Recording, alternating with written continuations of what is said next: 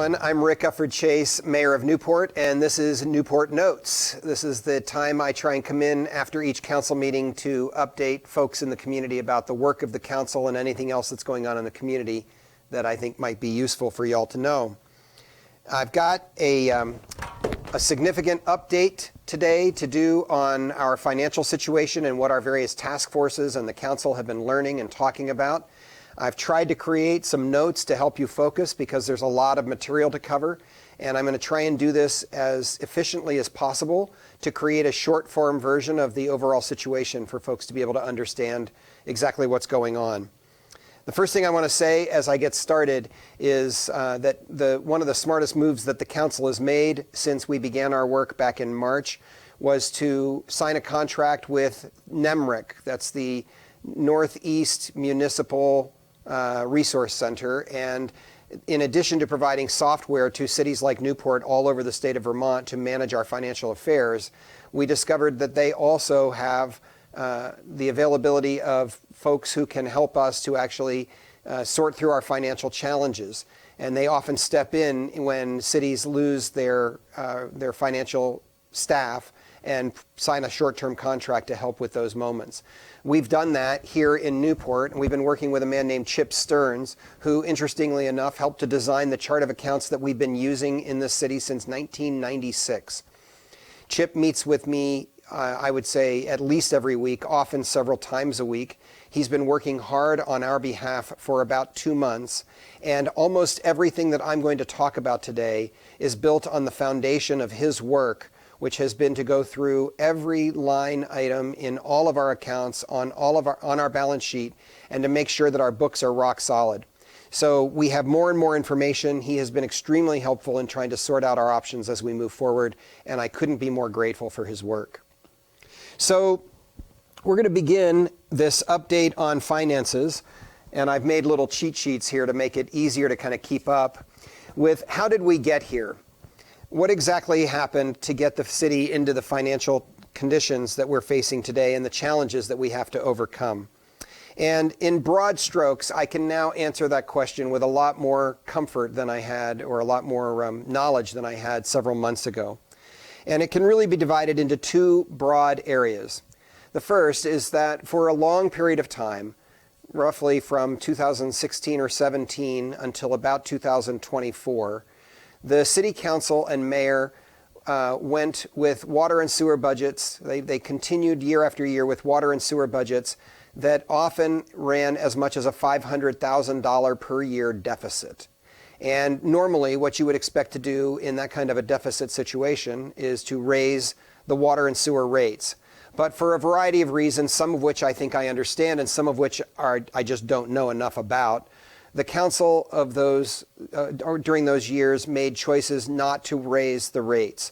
So we allowed a $500,000 a year deficit to take place without ever raising the rates to try and deal with the increased cost of doing business. And one of the major increases, just to give you one example of why that mattered so much, is that some number of years ago, we lost a contract with Casella to treat leachate. This was a decision, I think, rightly made by the council that we did not want to receive and try and treat the leachate coming from the dump that would then go into the watershed here. And in the process of making that choice, we gave up almost $200,000 a year in income. That would have been fine, except that there was no attendant move by the council to raise rates to cover that deficit. So that's just one example among many that we could come up with, and probably the most significant of those examples. So that's the first way that we got in this position. And the second is that it wasn't entirely the water and sewer budgets challenge. There were also challenges from the general fund and the operating budget of the city that led to the deficit that we're confronting today as well. I can name two of those in particular. One is, I think I've just run by one of my cards. This is going to be a problem all the way along. So we had long-standing water and sewer deficits, and I'm now moving on to the general fund and how we also ended up in deficit here. So on that one, the two things that I want to mention are one that has been on the minds of many people who watch and are concerned about how the city finances are managed, and frustration that for a significant period of time, close to a decade at least, a significant portion of the city manager and city office managers' salaries were shifted from the operations side of the ledger over into the budgets for water and sewer. And so some portion of the water and sewer budget deficits was actually probably attributable to salaries that should have been coming from the general fund or the operations side of the city anyway. So that's some portion. It's hard to determine exactly how much, but it's not insignificant.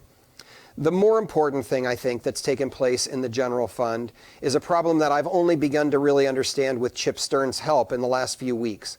And that is that there is a portion of tax that we receive for property taxes at the municipal level that comes from the state of Vermont it's because the state offers a credit to families that are lower income or may have special financial needs. And when we get that income, in 2018, it was $100,000. This year, we budgeted for it to be about $220,000. When we get that income, since 2018, we have been budgeting that as if it is new revenue from the state of Vermont. And then we set our tax rates as if we don't need to raise that $200,000 because it's coming from the state. But in fact, what's become clear is that we are double counting that revenue because we are already counting on it when we put out the property tax bills. It's just that some portion of those bills are picked up by the state and paid to us. So we can't attribute all of the revenue from the property tax and then add the this year, $220,000 in our budget as state revenue without recognizing that they are the same thing. And if you did that at somewhere between $100,000 and $220,000 a year for 7 years since 2018 when that practice began, the result is that we've probably rung up more than $1,200,000 in deficit on our balance sheet over those years. And I want to be clear, I don't think there was nefarious purpose in doing this. I think some folks simply missed something that happened in 2018 and then began replicating it year after year. And in fact, I was very involved in January in trying to set the final budget for the next fiscal year as a council member, and I did the same thing. I took the same number from last year's income projected from the state in the budget and projected it forward into the coming fiscal year. So it's an honest mistake in my judgment, but one that we must correct and that has resulted in a significant portion of the deficit. So what has council done?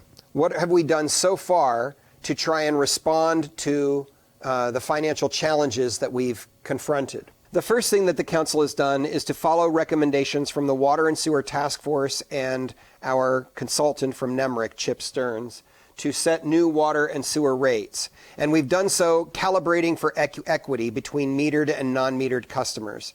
Many Newporters will remember that decisions made by council last year actually created a pretty significant distinction between the rates that were being paid by unmetered folks versus those that were being paid much lower rates by metered folks.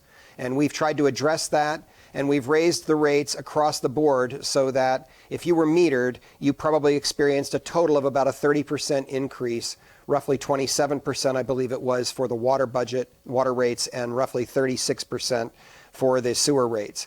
And the same thing took place, though we adjusted for that disparity between the two.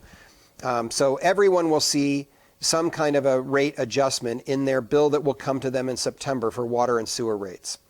And that rate will create a budget in 25-26 that will stop the deficit spending. It will not deal with the accumulated deficit that has come over a period of almost a decade, but it at least means that we will no longer be spending in a deficit mode in the water and sewer enterprise funds over the coming year. So that's the first thing that we did. The second is that on the recommendation from Chip Stearns, we have consolidated all of the variety of little funds that we have been accumulating over many years. There must have been at least 15 of them.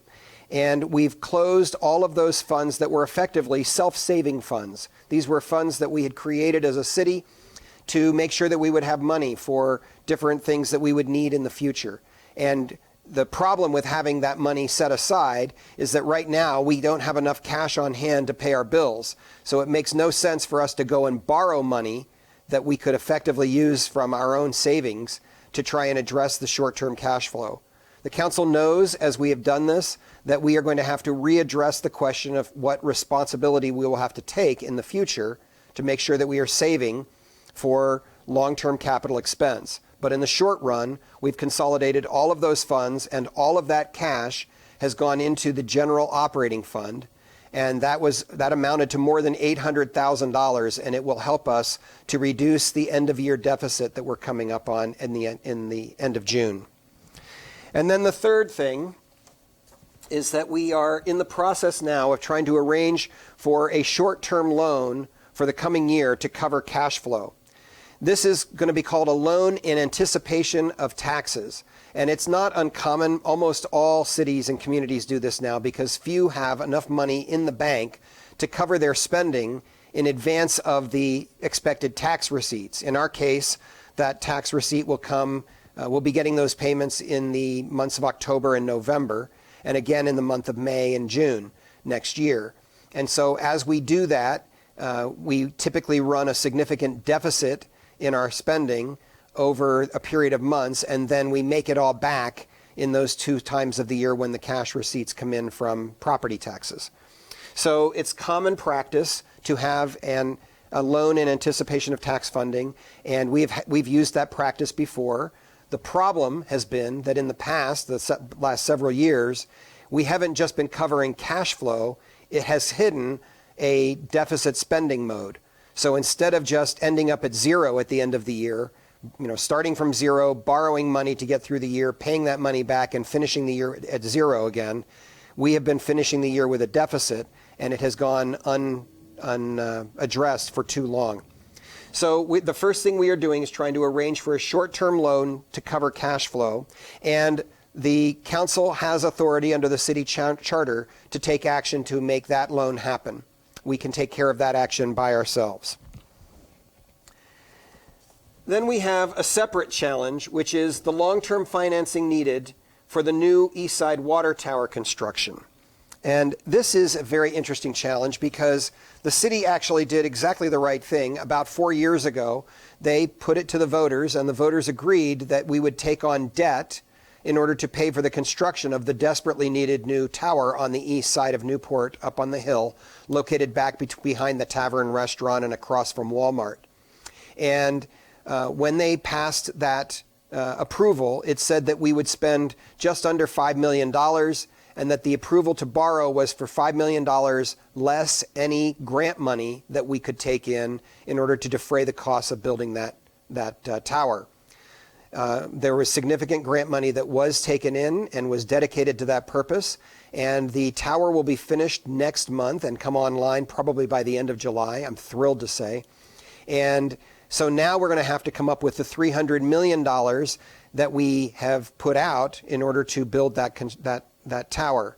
We've done that mostly by having a construction line of credit, and that line of credit will come due in October, and we will have to have a long-term financial arrangement to borrow the money to pay back that water tower debt that will come to somewhere in the neighborhood of $3 million. So that will be the next thing that we work on the water tower. And then similarly, there was a fire truck bond that was passed by the voters, I think now 3 years ago. We initially passed that bond for $800,000 to purchase a new fire truck. Some folks may remember that the first fire truck was created. We sent representatives from Newport to one of the Dakotas where it was being built, and they rejected the truck because it did not have all of the things that we needed it to have in order to safely protect the residents of Newport and the surrounding area.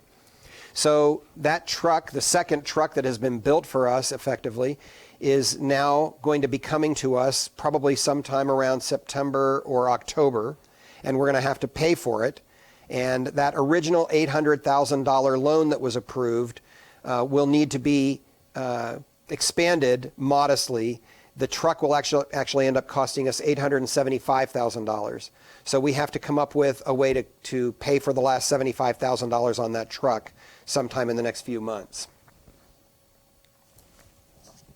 I want to just note that both of the water tower obligation will be over the long term covered through rate increases in the water fund, and the fire truck will come from property tax increase that we will have to build into the budgets, and we've actually started building it into the budgets for this fiscal year going forward on the general operating fund side. So next steps, where do we go from here? The first thing we need to do is to arrange for that short-term loan in anticipation of taxes that I mentioned a few moments ago and that the council has the authority to do. We're working with local commercial bankers who have been partners to the city for a very long time, and depending on the word that we get from them over the next week to 10 days, we will come back to the council and ask for the council's permission to take that short-term loan of a year or less to manage our cash flow over the coming year. And I want to assure Newport voters and taxpayers that we have done that following a commitment to make sure that we are no longer deficit spending. So that's the first thing we will be doing.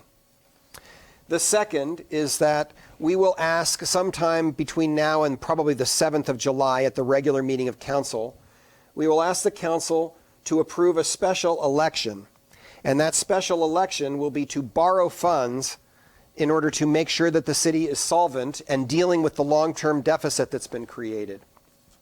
And there are three funds in particular, three borrowing instruments that we are going to ask the voters for permission to take on. The first is a $1 million loan to address the sewer deficit. On the sewer balance sheet right now, the sewer shows the fund owing $1 million to the general operating fund as due to others on the balance sheet. And this would take care of that due to line on the balance sheet. The sewer fund would then be basically at zero, and the general operating fund would have the $1 million to help us manage cash flow over the coming year. This is part of dealing with the accumulated deficit that's been created over the last decade. The second thing to do in order to address that accumulated deficit is to seek a permission to borrow $1.8 million. This would be to address the deficit on the general fund side. That's the deficit, you may remember, that was created in large measure with mistakes in budgeting, and where we mistakenly, over the last 7 years, have budgeted as if there was new revenue coming from the state of Vermont, but it was actually already accounted for in the property tax line. So if the voters give us permission to borrow that money, both of those loans would be spread out for at least 10 years. I suspect it will take us about a decade to dig ourselves out of the problem that it took us a decade to dig into over the last 10 years. And then finally, I just mentioned a moment ago the fire truck and the fact that we will need to ask the voters for permission to borrow about 10% more than initially approved by the voters to go from $800,000 to $875,000 for that loan that we will need this fall to pay for the new truck. And I want to be clear, that $2.8 million in those first two asks will address the long-term deficit that has been created over time. It doesn't take care of all of our problems, but it manages the most significant of the challenges that we're confronting. The next thing that the council will have to do is to arrange a short-term note with a commercial lender to cover the water tower bond that has already been approved 4 years ago for roughly $3 million. The reason that's necessary is because although the voters approved the bond, the city has not yet gone to the Vermont Bond Bank to do all of the paperwork and to make sure that we fully qualify for a $3 million loan for the construction of that water tower. We are working with the Vermont Bond Bank. They have been extremely helpful, and they want to work this out with us. But the earliest we could possibly apply to be a part of the bond pool from the state Vermont Bond Bank would be December, and the earliest we would see any financial response from that request would probably be April of 2026. And as I mentioned earlier, we have a line of credit for the construction of that water tower for $2.4 million that I suspect will be close to maxed out by the time we finish construction in the end of July. And that line of credit has to be paid in October. So that means there's going to be a gap between when the line of credit is due and when we can get the income from the Vermont Bond Bank.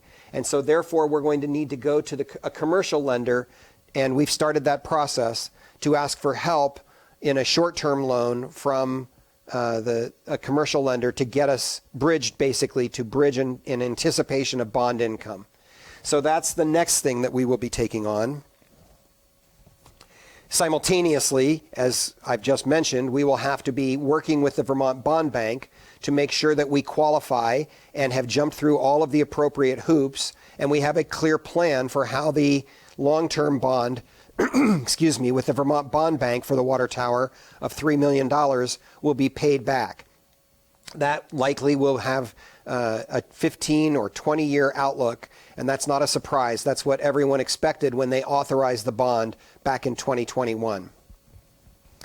And then there are some other significant challenges that remain, and I want to address those so that they're not a surprise to anyone.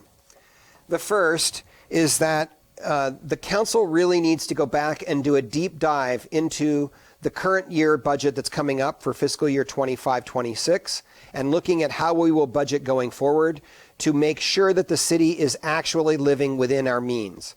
We just haven't had enough time in the last 3 months to go back and do that deep dive, but the council talked about it on Monday night, and the financial reporting and fiscal practices team is well aware that we need to do that careful, thoughtful dive and to look with the city department heads at what it is we can do to make sure that we are spending money as carefully as we possibly can and making sure that we are not overspending our available income.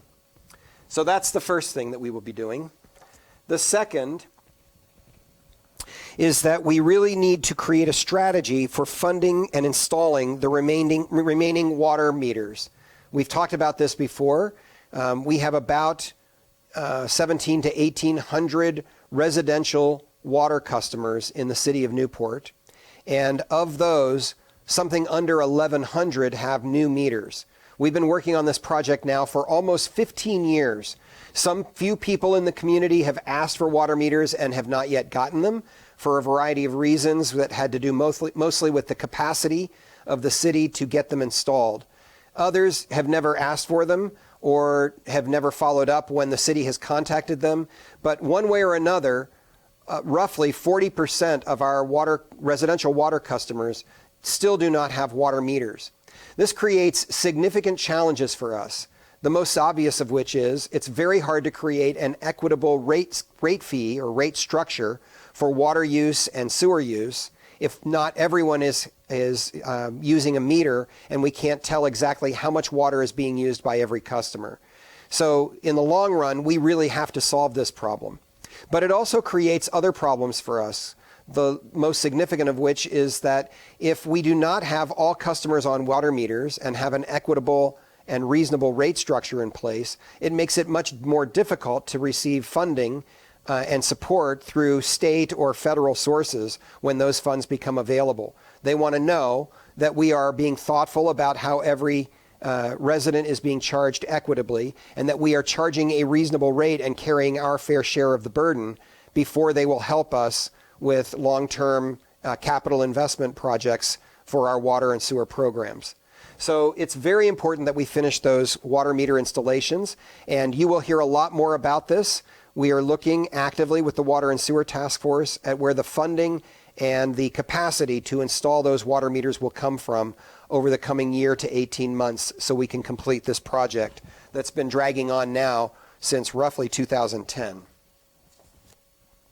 Another next significant challenge that we have is planning for long-term capital expenses.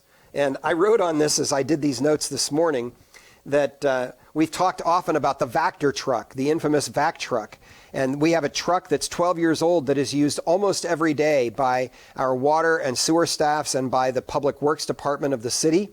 And it's something that keeps our workers safe as they're digging ditches, makes their work far more efficient because it clears debris as they're working and digging around broken water mains. It's an incredibly important piece of equipment to us. And ironically, it's being used across the street as I filmed today. I saw it as I walked down here from my office today. We had been putting money aside. Our Public Works Director, Tom Bernier, has been asking for us to put money aside every year so that when that truck is worn out, the $650,000 price tag on a new one would not cause agita and sticker shock for all of us. As I mentioned, we were not effective at putting that money aside when the city staff asked us to do so, and we've now raided those various accounts in order to create cash flow in the short term to help resolve our long-term, our cash flow and spending challenges. But we're going to have to buy a new vac truck sometime in the next couple of years because our Public Works Director has made it clear that truck is not going to last forever. And that's one example of many that we could give. It just happens to be something that's visible and that you can watch for around town. It looks like a huge vacuum hose on top of a truck.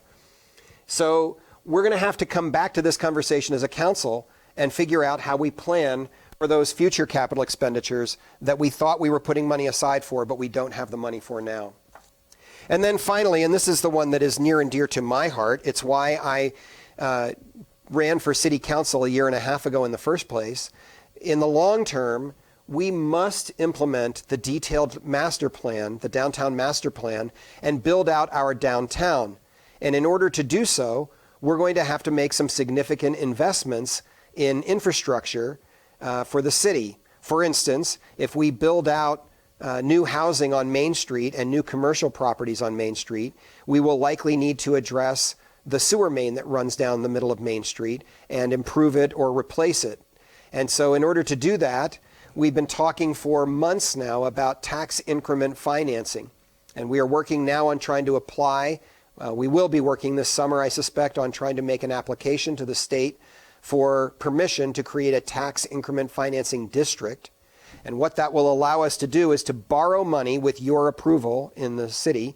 The voters will have to vote on this, to borrow money to do the infrastructure development necessary to make these projects pencil for developers who will come and build them. And that bond that we will ask for approval on, and there will be a series of them over a period of a decade, the expectation is that that bond will be paid back by the higher level of taxes that those properties will generate after they are built. This is a common tool. It's used across the country, and it's been used extensively in Vermont with great success, particularly in St. Albans, a city that we've been looking to for inspiration and clear examples. So the problem is for us as a council that until we've resolved all the other problems that I've been talking about for the last 20 minutes or a half hour, we will not be able to put a credible application into the state of Vermont to become a tax increment financing or TIF district. And so I just want to keep our eyes on the prize. At the end of the day, I'm going to come to that one in just a moment. What matters most about that long-term development strategy is that it's the only reasonable way out, in my judgment, it's the only reasonable way out of kind of a death spiral around taxation that the citizens of Newport have been experiencing. Plenty of people have been concerned about our taxes and the fact that they continually go up, and education taxes are going up. It's all a piece of what it means to live anywhere in the state, and right now, particularly in Newport, Vermont. In the long run, the only way out of that challenge is to build more houses and more commercial enterprises that are here to service the new residents or the folks who have moved into our downtown. And as we build our grand list, there will be more money available through taxation without raising taxes further, because the number of additions on our grand list will help to pay the future burdens of the community. Really, the city council is beginning to try and think with a 100-year outlook. We are not making decisions for 8 to 10 years out, which most people would think is long-term as they think about trying to buy a new car, for instance. Or we're not thinking even in terms of 25 to 30 years out, which is what most businesses would think when they're making an investment and building a long-term financial strategy. Cities need to think with a 100-year outlook. The decisions that we're making now, if we make them well, will set this city up for success for our children and even their children in the future. And that's the goal. So we have to do all of this other work that I've gone through in this presentation in order to get to the point where we can think proactively about the long-term strategy that's really going to set the city up for success. So finally, I want to talk about our assets, because while the challenges are significant, I want to be clear that I am actually remarkably optimistic about what our chances are for success in this process. And the reasons are obvious to anyone who thinks about what the assets are in Newport. The first, that I think goes unspoken too often, is the grit and determination that I know to be a fundamental characteristic of the people who live in this community and the surrounding area.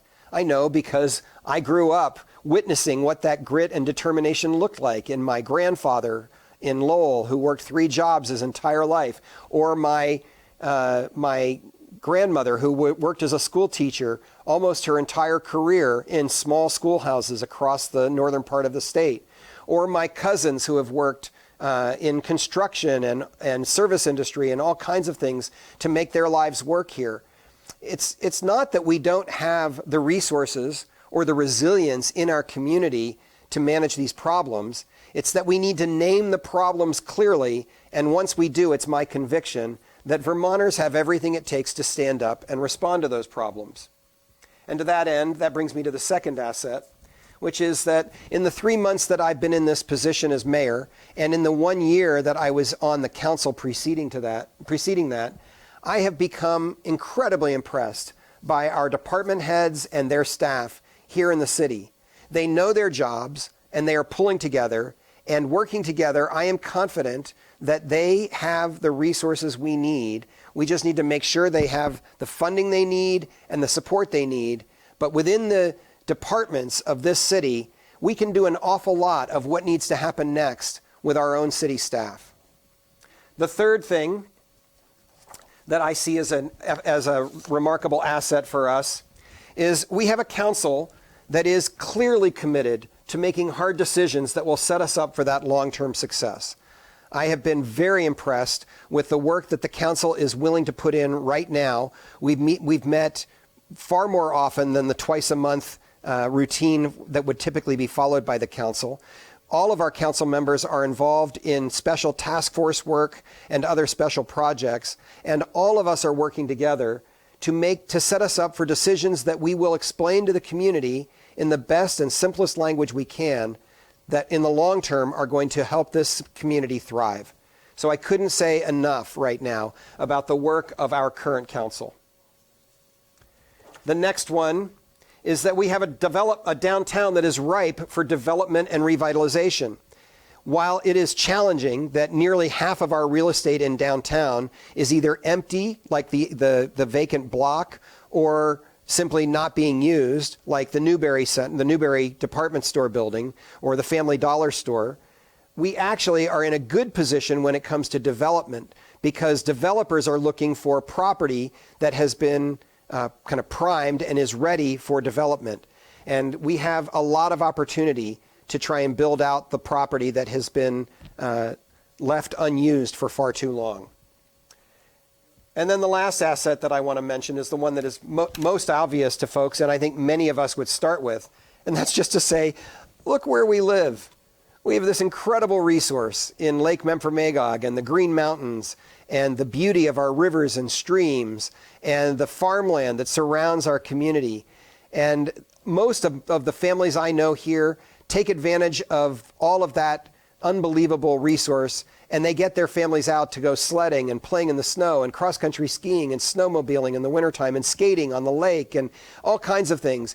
And in the summertime, they're out fishing and hiking and biking and ATVing, and all of those things are what make us appreciate this community. We live here, many of us, by choice. We could have chosen to move away, or we chose to move here because we want to live in this remarkably beautiful spot in the world. And it also sets us up for welcoming visitors who bring needed resources to our community. So we have all kinds of opportunities because of this remarkably beautiful place we live. So finally, I want to tell a quick story that is probably one that many of you share. I have a new granddaughter who's 2 years old named Freya. And about a year ago, I realized that my daughter and my son-in-law would often say to her when she was in the middle of a meltdown or a mini crisis, or she'd fallen down and hurt herself, or she was just falling apart, they would say to her, Freya, it's okay. You can do hard things, and we can help you. And my friends, I come back to that line over and over again as I think about what lies before us as a community here in Newport. I have every confidence that we can do hard things together if we bring good spirit to this, and we insist that we will support one another and have a positive outlook and bring all of the resources we can to bear. And I'll tell one last quick story about that. When we were struggling with cash flow a month and a half ago, actually two quick stories. One business person in town came to me and said, you know, Rick, I might have to do a little juggling to make this work, but I could pay my commercial property taxes about 4 to 6 weeks early if that would help the city with its cash flow. It was unsolicited. I did not go looking for it. It was extremely helpful, and it really made a difference to us in the month of May. And so when folks step up with those kinds of offers, it's pretty remarkable. And I had another one fairly recently, someone who came and said, I don't need everything I take in to live on, and I want to help. Where can I put my little bit of money with other people who put their little bit of money to make a difference? And although it doesn't sound like a lot, my friends, I want to be clear that that's actually the spirit that is going to help us move through all of these challenges together. When we bring that kind of positive attitude to the picture, I am totally, thoroughly, utterly convinced of Newport's prospects for the future. And I hope you are too. Thanks for putting up with a long session today and a lot of detail. I hope it's been helpful to you.